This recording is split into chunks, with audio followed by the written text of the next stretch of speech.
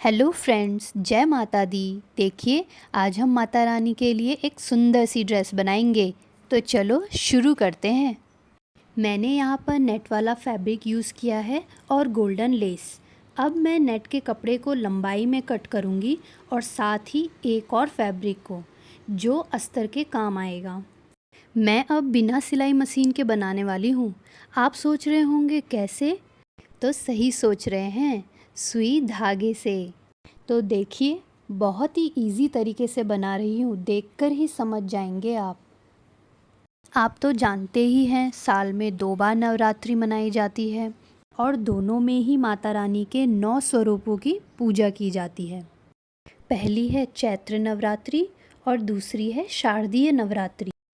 चैत्र नवरात्रि पौराणिक मान्यताओं के अनुसार महिषासुर नामक राक्षस का आतंक धरती पर काफ़ी अधिक बढ़ गया था।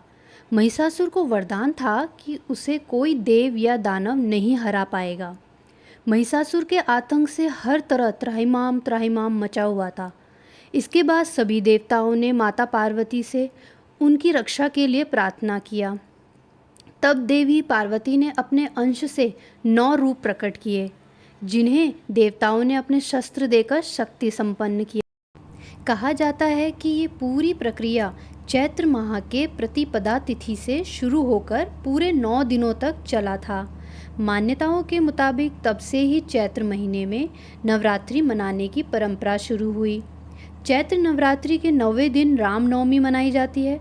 धार्मिक मान्यताओं के मुताबिक रामनवमी के दिन प्रभु श्री राम का जन्म हुआ था, इसीलिए चैत्र माह के शुक्ल पक्ष की 9वीं तिथि के दिन रामनवमी का पर्व मनाया जाता है।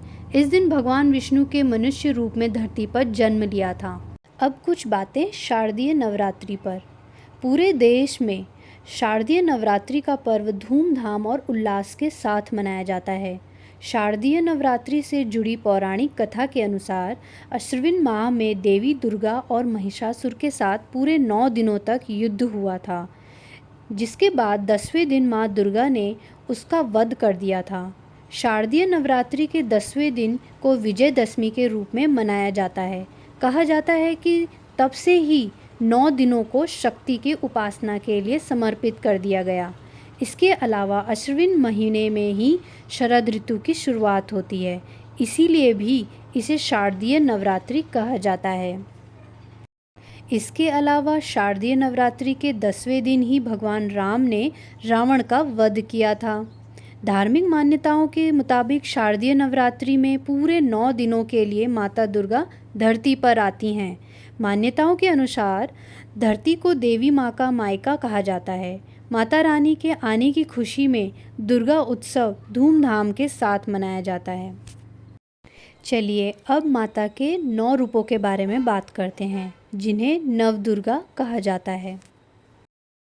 माता रानी के प्रथम रूप को शैलपुत्री के नाम से जाना जाता है, दूसरा नाम ब्रह्मचारिणी, तीसरा चंद्रघंटा, चौथा कुसमांडा, 5वीं माता का नाम स्कंद माता है।